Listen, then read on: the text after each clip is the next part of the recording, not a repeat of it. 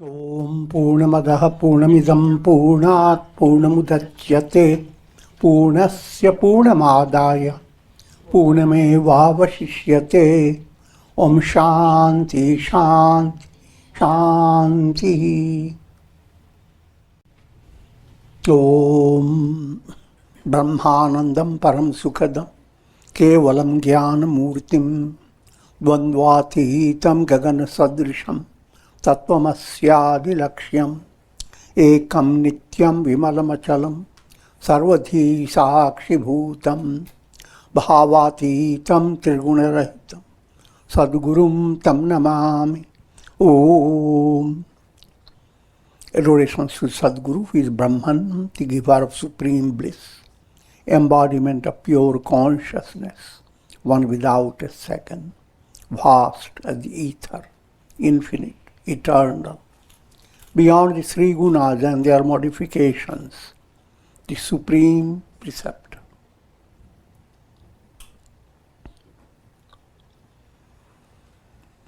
Yoga Vasistha, Upashama Prakarana, section 9. The topic is King Janaka listened to the song of the Sidhas in his royal garden. That was our previous topic. I have explained. Now presently, King Janaka is assimilating the teachings he heard.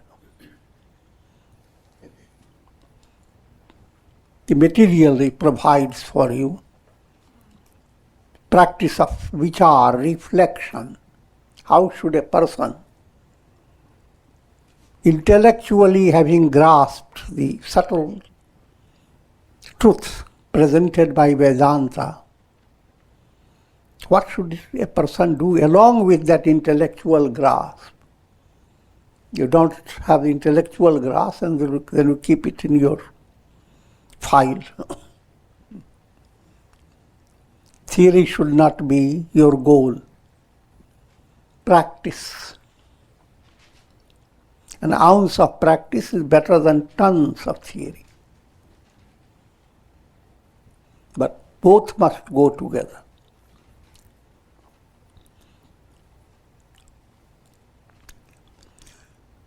Continuing his reflection, King Janaka, in his words, fie on greed and attachment.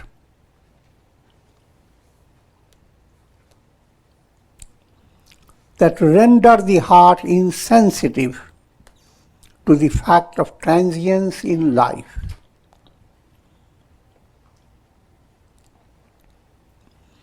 What's he pointing out? The most vivid and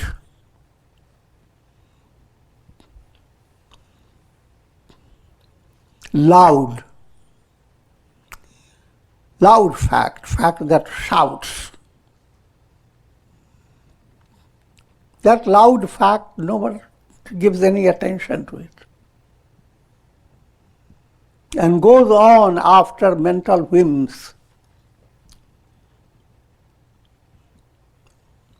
What is the loud fact? Mortality. You are not going to be here. You may say, well, but then my story, my history will continue.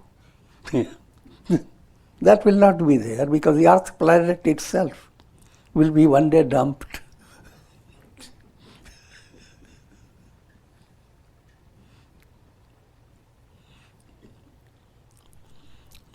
Coming to a very simple way to understand,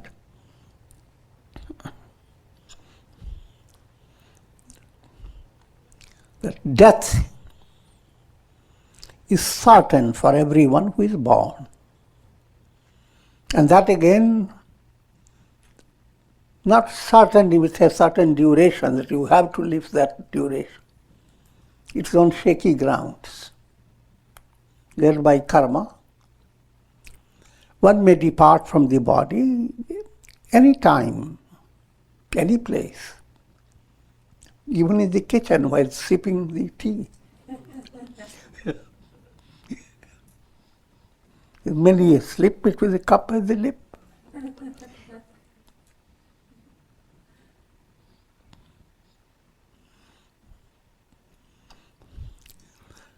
But does anybody care for this shouting fact all around you? But you are simply following like a kid, whatever mind wants. And keeping the mind so involved with past things that you have experienced, people who have helped you, people who didn't help you, people whom you don't know whether they helped you or not.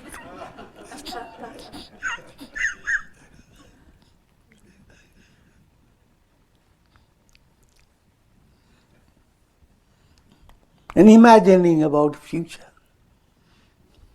I will not detail too much upon that. But main thing,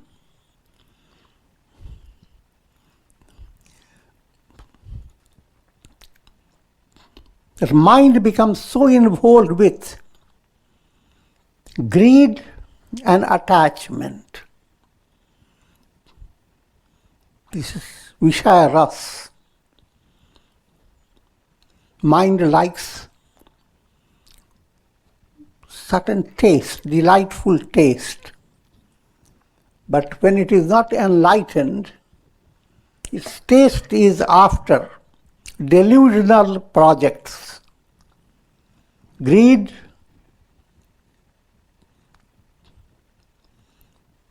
the idea that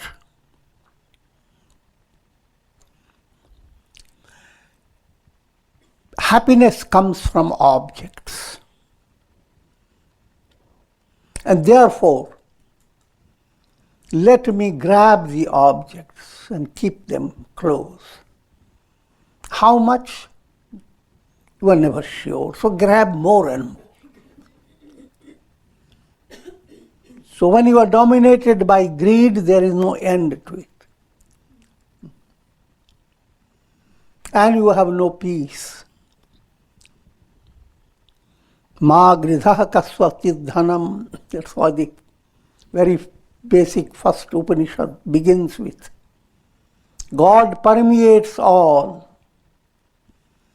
And you are essentially the divine. Even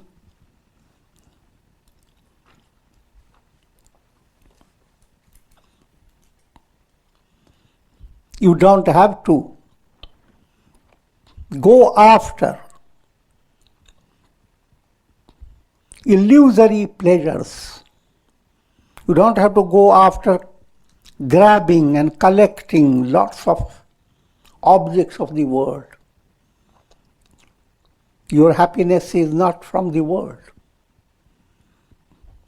The entire world is permeated by God. By God implies again your own self is the absolute.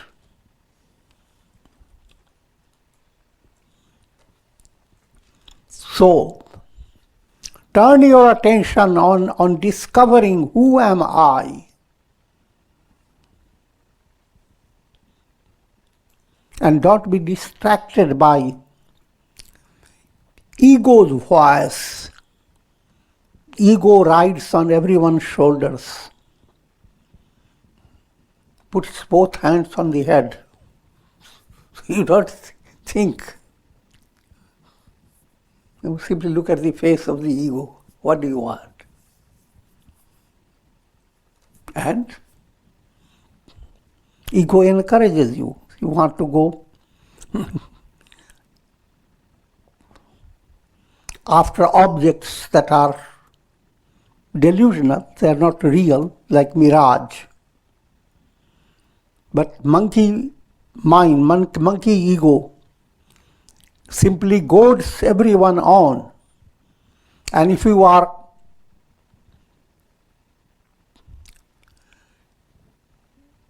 need certain type of inspiration, all the monkey does is chokes your throat by raga and dvesha. The monkey sits on your neck, raga, dvesha are 2 legs at your throat, and the monkey manipulates you.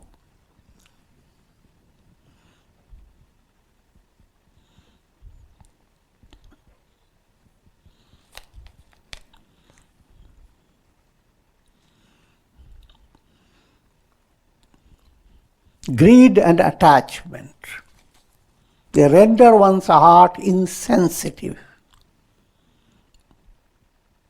Insensitive to the fact of transience in life.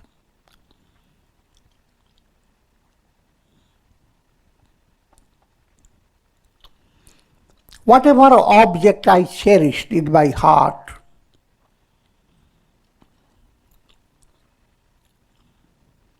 I have witnessed the destruction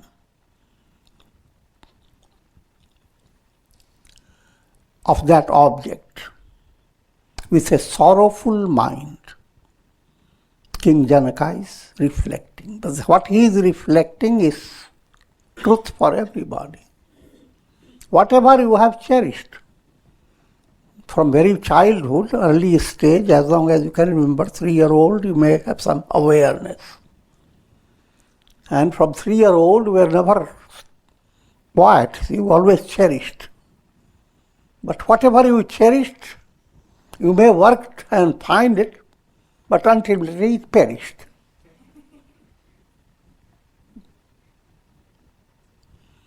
And countless things you have gone on cherishing, and countless things go on perishing. Why to cherish something that perishes?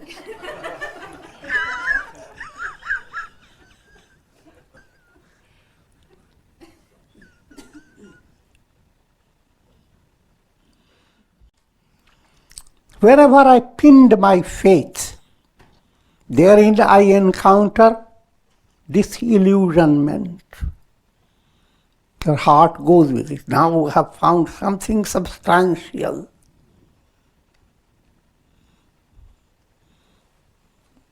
And it takes some time. Then you become frustrated. This is not what you thought.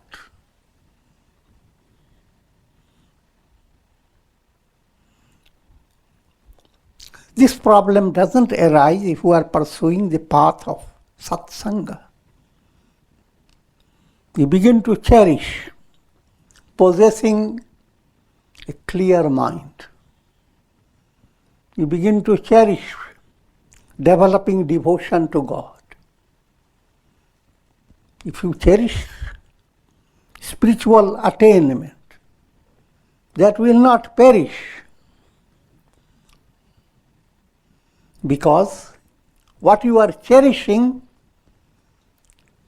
you are already that essentially.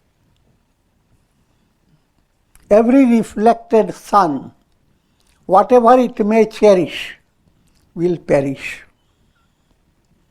including itself. Itself as a reflection, but not the reality.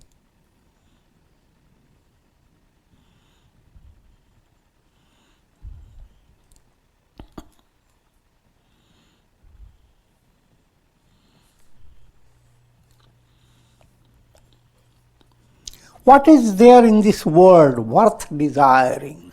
First figure that out. It's a big world.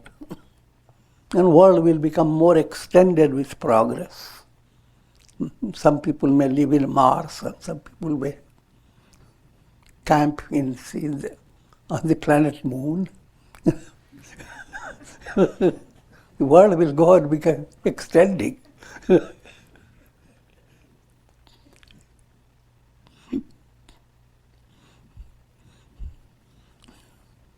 And if you are there, you will be desiring to have a good real estate in the moon.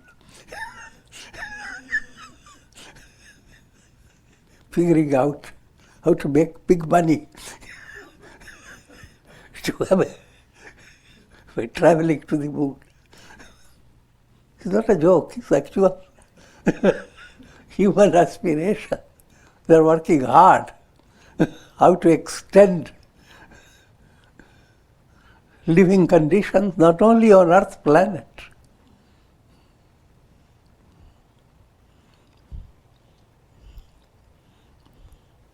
But is it worth desiring? Some objects are charming at the present, and some become charming later on. Again, charm in the object is not coming from the object. It's your mental projection. And, to put it more in a subtler way to understand, subtle desires of your mind, called vasanas, they are like colored specks on your eyes. So if certain vasana is dominating,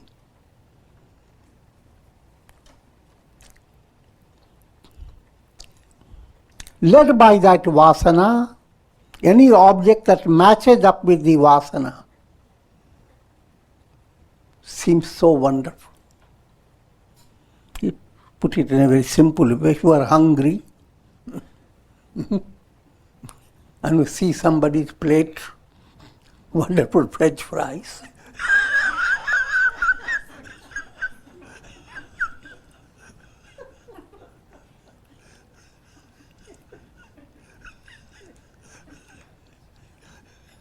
you will think nothing so delightful.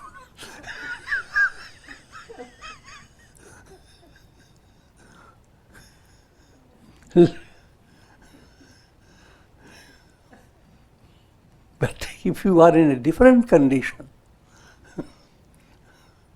you are resolving some problems, you will look at the same French fries. I would say, how stupid these people are. They are eating things that they are not so healthy. So through one vasana, one type of vasana, how wonderful. Another coloring of the vasana, oh, that's useless. I'm giving a very broad way.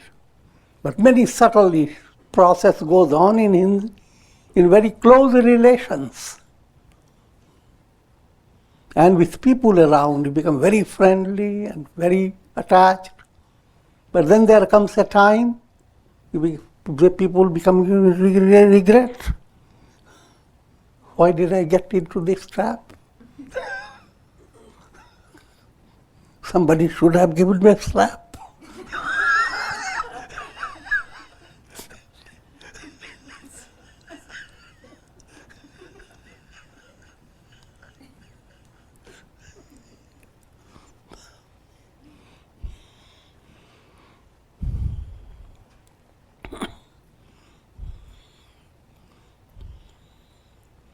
All objects glitter with an illusory charm due to lack of spiritual inquiry.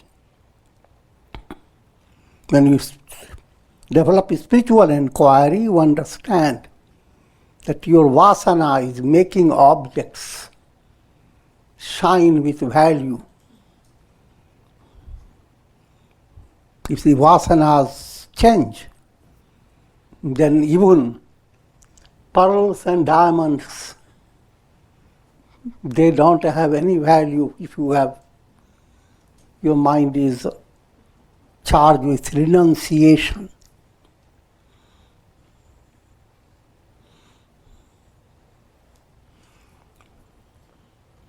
How can anything in this world be charming when it is afflicted by the impurity of perishability? So, whenever your mind goes after anything, it's so charming.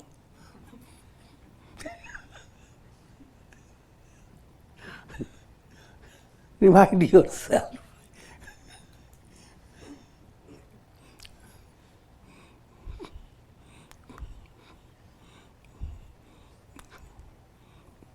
It's perishable.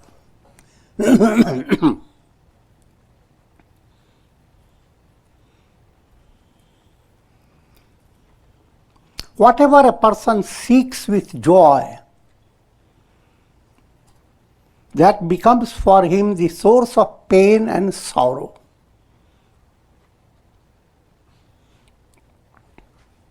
That's what the Gita has presented.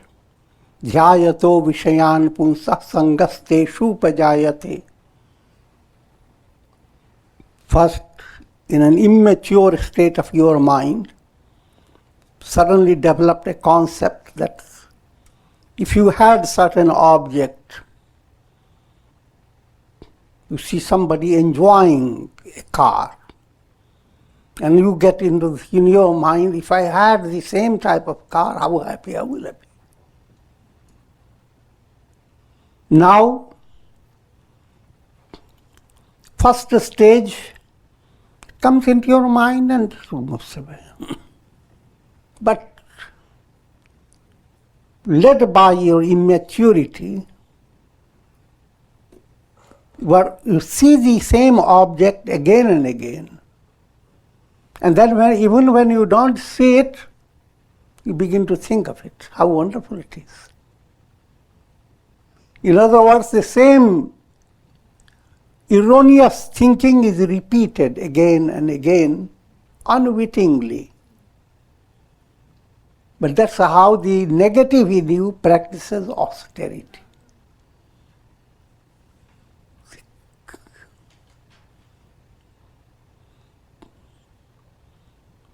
That's what all the scriptures talk about, demons practicing austerity. Never people wonder how could they have such a discipline to stay on one foot.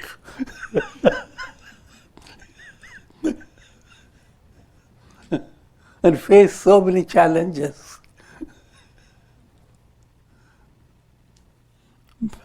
But it's allegorical. The negative in you, firstly, if mind is highly advanced, nothing is negative. But mind degrades itself by first holding on to negative and intensifying the negative by keeping the negative as if the negative in you begins to practice austerity. Challenges come, there are many positive things that happen. Your whole body is sustained by many positive things. Wonder of wonders. Those positive things, hatred in your heart, anger in your heart, unnecessary stress, all those are the negative that in reality they have no room, they have no place, because it is based on ignorance. You have so much positive in you that you don't have to give room to the negative. Look around you, the whole world, who created it? Ask every little flower. Birds and animals, they don't stay with so much stress as human beings do.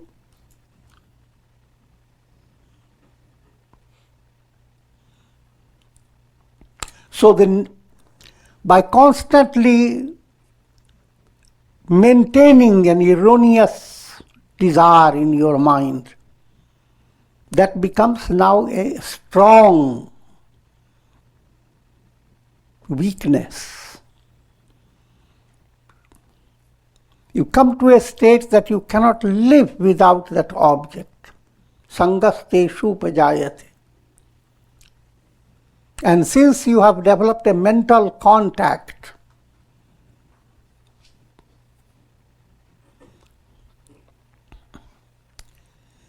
desires arise. Desires about how to obtain the object, how to possess it, how to bring it close, how to secure it. Lots of things. I'm not detailing upon it because there's a whole volume can be said about it.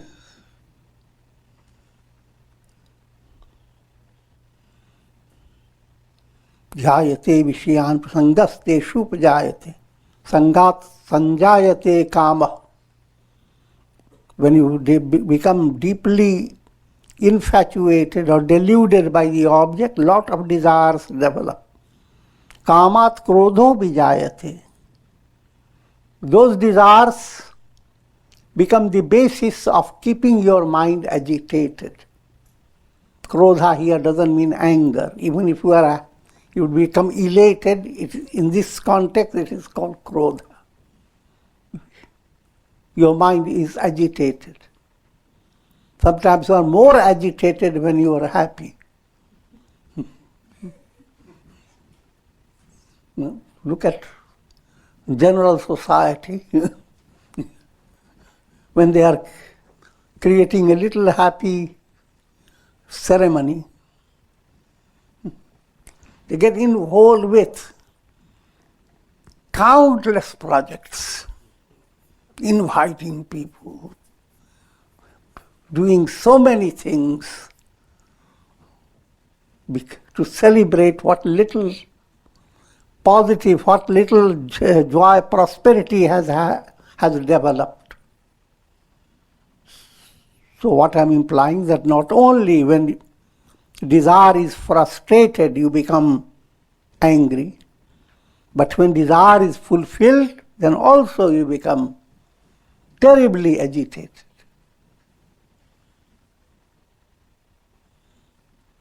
Krodhat bhavati sammoha.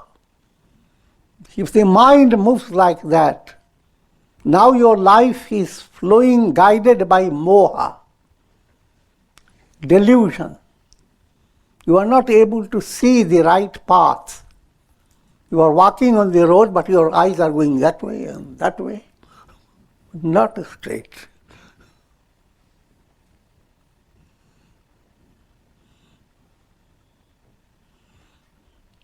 And this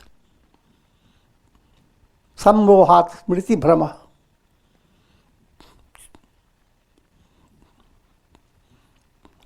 sammohat buddhi nasho. Your intellect stops rationalizing, understanding. Buddhi nashat pranashyati. Soul is led to the world of destruction. That again is allegorical. Soul cannot be destroyed.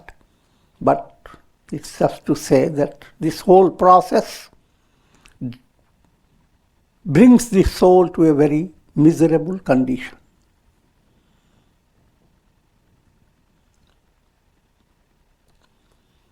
Objects of today will become a prey to destruction in due course of time. Objects that are charming will lose their charm and turn into ugly forms. Just one gust of flames and see what happens to your face.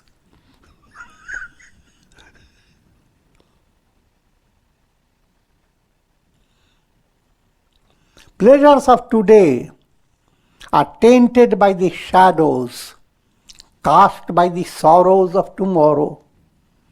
This is a profound statement. When you begin a project, let me give you something that can be easily handled.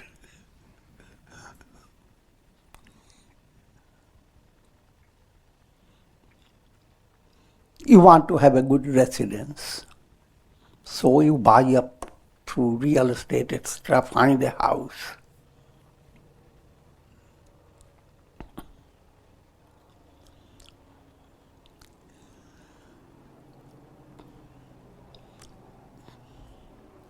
But how many things are going to happen to that house as time passes by? Pleasure of today, you see the house wonderfully there. Tainted by the shadows cast by sorrows of tomorrow. Sorrows, one day roof leaks, another day your electricity doesn't work, another day the hurricane has broken one part of it. Start thinking of all that.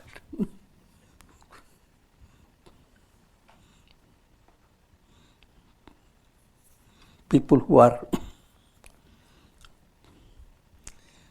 being encouraged to develop vairagya and the spirit of sannyasa, they are told, look, stop your mind from being fascinated to get into married life. Now you are one, married, you are two. One is free, two becomes a village.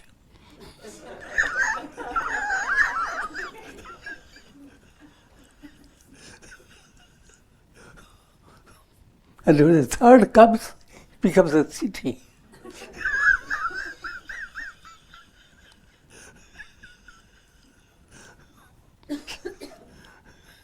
So to put the happiness you will enjoy on one side and all the troubles that you will face, amazing troubles that you cannot imagine, on another side. Try to understand which one outweighs.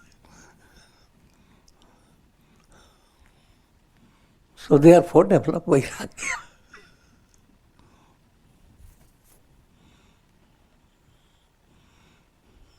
So pleasures of today are tainted by the shadows cast by sorrows of tomorrow. How many tears will come?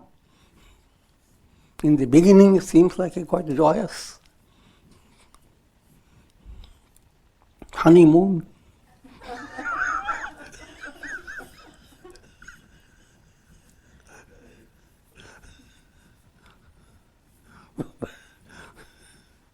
I will not detail all this.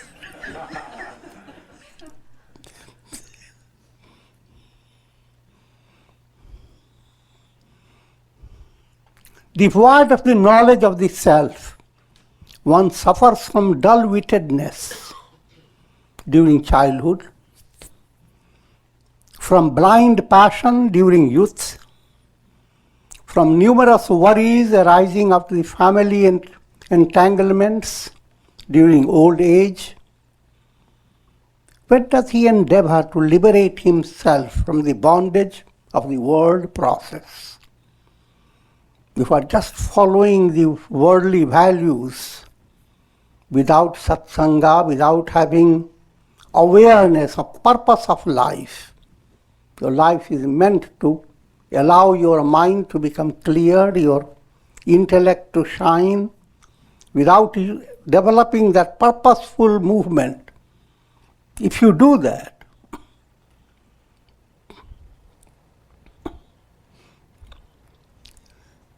if you have the purposeful movement, you will attain the highest goal. Then that's the blessed, most blessed development in life. But if you don't have that purposeful living, put it more in a technical way, if you are not practicing purushartha, self-effort, for dharma, artha, kama and moksha, four purposes: ethical value, material value, vital value, spiritual value, all that we have explained before. Then what you are living, just see your life. As a childhood, what have you? You look very wonderful, cozy, and your looks can go viral. But that's all. There's nothing purposeful you are gaining. You struggle in your childhood, made your parents struggle with you. Now you grow up to handle your own vitality and your surging energy and don't know what to do with it.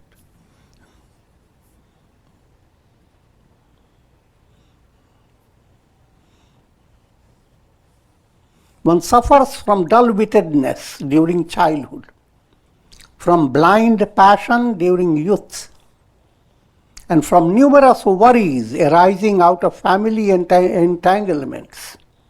See, if you got into household life, children, etc., now you have lots of family entanglements. And your old age you are carrying a big burden of so many things that you have gone through.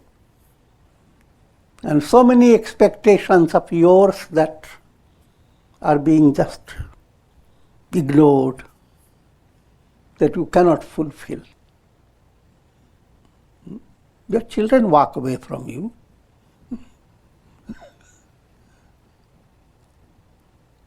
I'm talking about people who have no spiritual vision. And that's the way millions of people live their life. There are physical as well as mental diseases that infest the lake of the world process. All this again, purposeless living doesn't give you a qualitative experience of fulfillment, peace, harmony, a sense of inner strength. All these,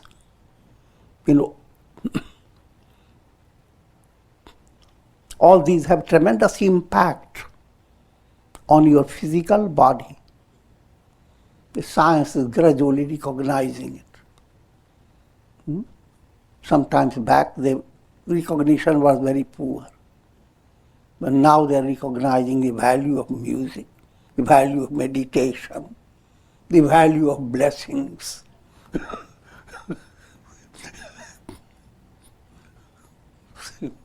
Same water you drink, now someone blessed it.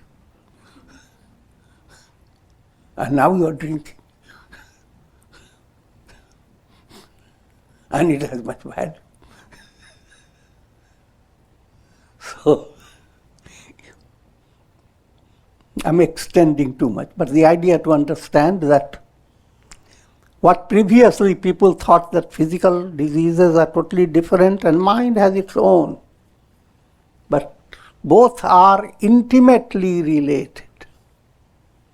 Rather, your whole physical body is the result of bhavavyadhi, disease of the world process.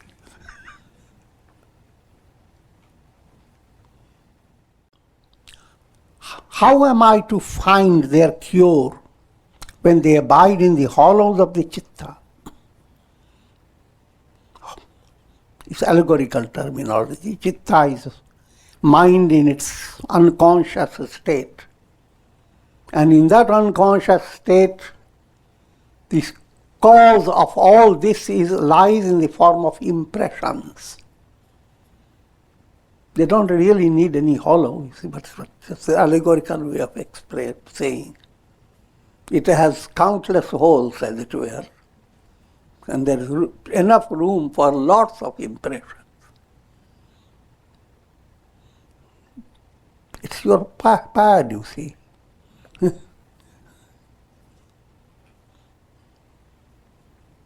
This world is filled with ignorant souls who are born only to die, who die only to be born. That's a miserable condition. A whole life, think of all the struggles that have gone on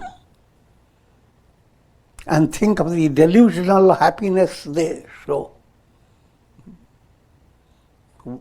Go into the drunken house and watch the people and how they rejoice.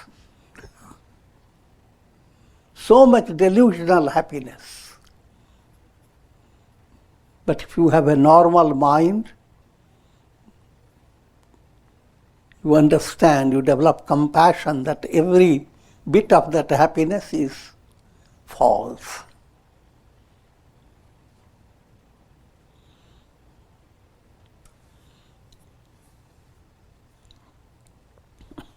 This world is filled with ignorant souls who are born only to die and die only to be born.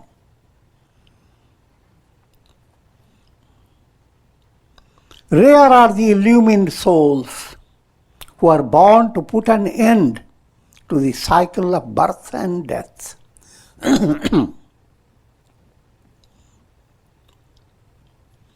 To have come into human embodiment, if one were to develop that subtle urge to become free of the cycle of birth and death, then that is the most blessed life. That's your purpose. Soul has come to fulfill the purpose through human embodiment. If that purpose is not awakened, not pursued, then it's a miserable state, because you are repeating the same process. Who am I in comparison with those mighty personalities such as Brahma, the creator? There exists Vishnu, whom the cycle of creation and dissolution is like the closing and opening of his eyes. But even he perishes. Millions of Brahmas and Vishnus and other divinities continue to rise and fall like bubbles in the ocean of existence.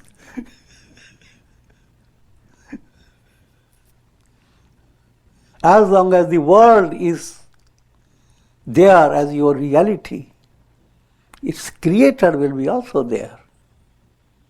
Those creator level has three aspects: Brahma, Vishnu, Shiva.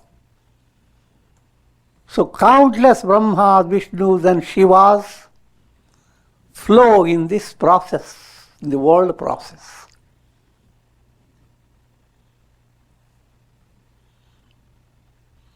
This doesn't, you have to understand in a proper way. This simple point is being brought to your understanding, that you worship God with that concept, He is the ruler of the world. That ruler aspect, God with the ruler aspect, will not be the reality.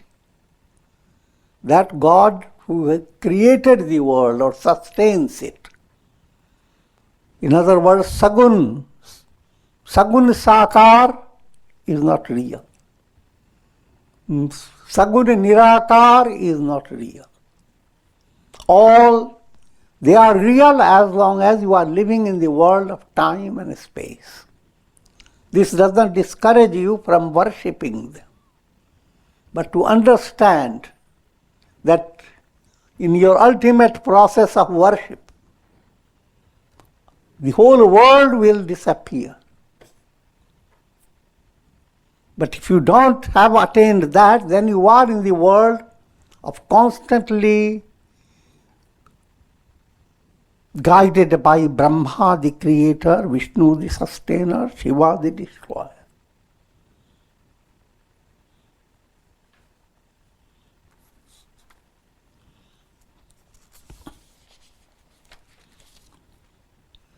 So, allegorically, when we speak of Brahman, Brahman is more than millions of Brahmas, millions of Vishnus, millions of Shivas. That's Brahman. And if you have adopted Ishta mantra, your mantra becomes Brahman. Your Rama mantra, Rama is millions of Vishnus, millions of Shivas, millions of... So that type of description comes in the scriptures. And people don't know what to do with it.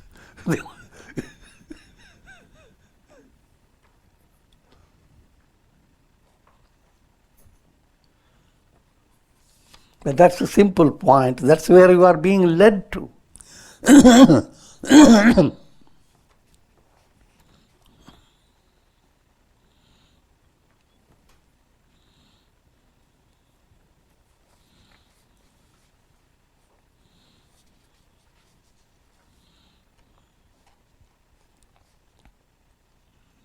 All human concepts of divinity are in the realm of transience. Simple way to understand. When you are thinking of God, you are thinking through your mind. And all the concepts, the best of your concept is not the reality.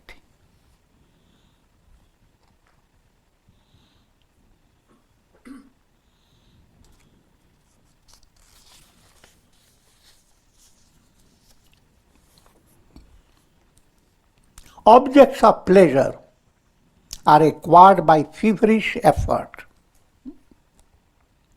and once acquired must be protected with great care and vigilance. Yet in spite of all effort, one must continue to fear their loss. Seeing this, even prosperity is nothing but adversity for me. This is the description of prosperity,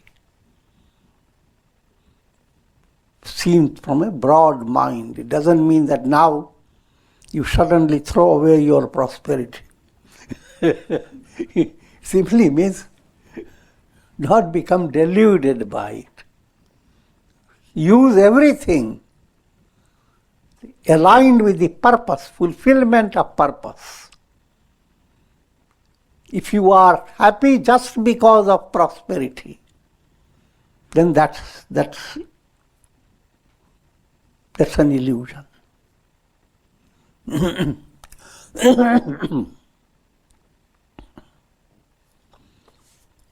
Because you are not understanding what is prosperity doing to you. First stage, you missed all your relaxation and pleasure. You work hard because more money will come.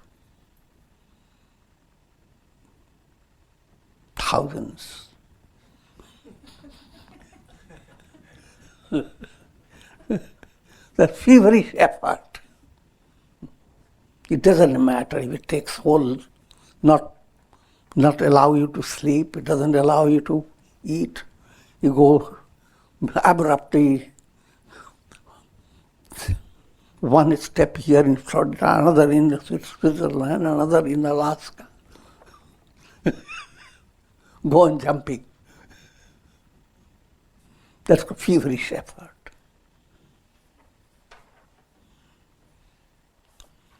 And once you have, as you begin to acquire it, now you have to have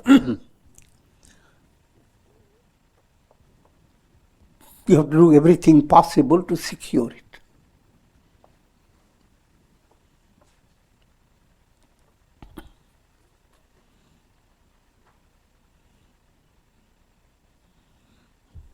And while it is being secured, you have to always keep an eye. You have found a wonderful pearl or some costly stuff, put it in your house. Previously you went to your house without any worry and anxiety, but now you go to your house And first you see that all the technical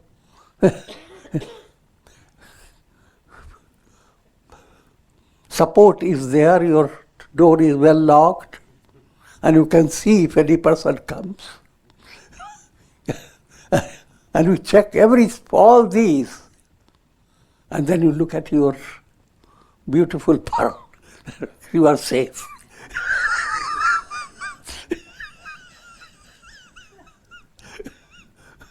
But you are not safe. You have lost all your relaxed condition.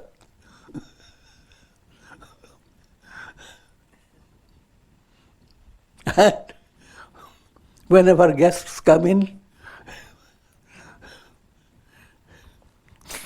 you take them to show the most costly stuff you have. You dangle the pearl before their eyes and tell the whole story how it came, and then put it back.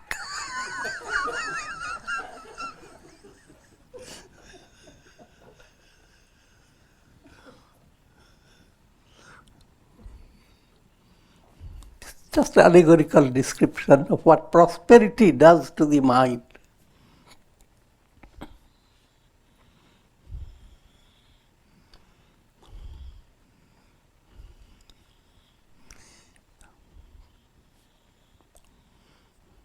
And in spite of all your effort, one must continue to fear the loss. Each time you hear the story of hurricanes, how they smash the houses, and all the treasure in the house, not even left for a mouse.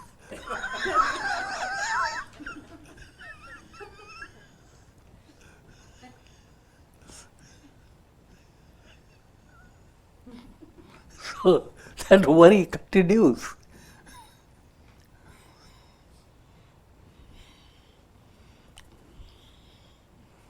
It is better to roll in the fires of hell than to be subjected to the alternating experiences of pleasure and pain in this world.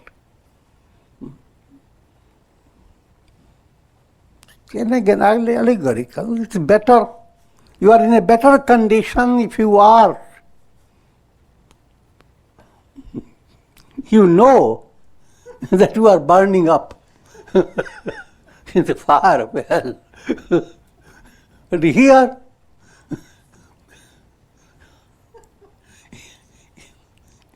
you are developing the illusion that you are enjoying so coolness and coziness and wonderful thing. And behind all that, terrible misery awaits you.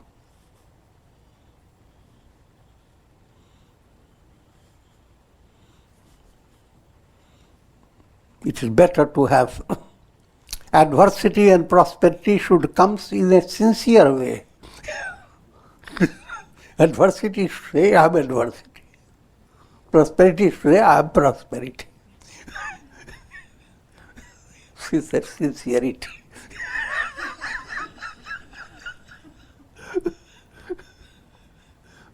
But they come in a foxy way. Adversity comes.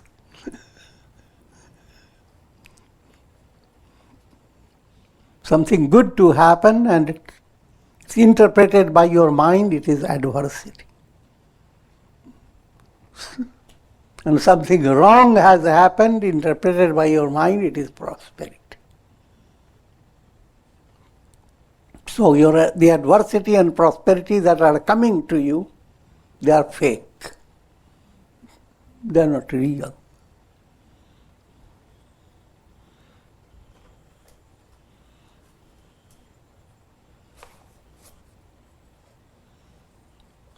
Having entered into this world process, which is thus only an abode of endless sorrow, how can a person expect any happiness?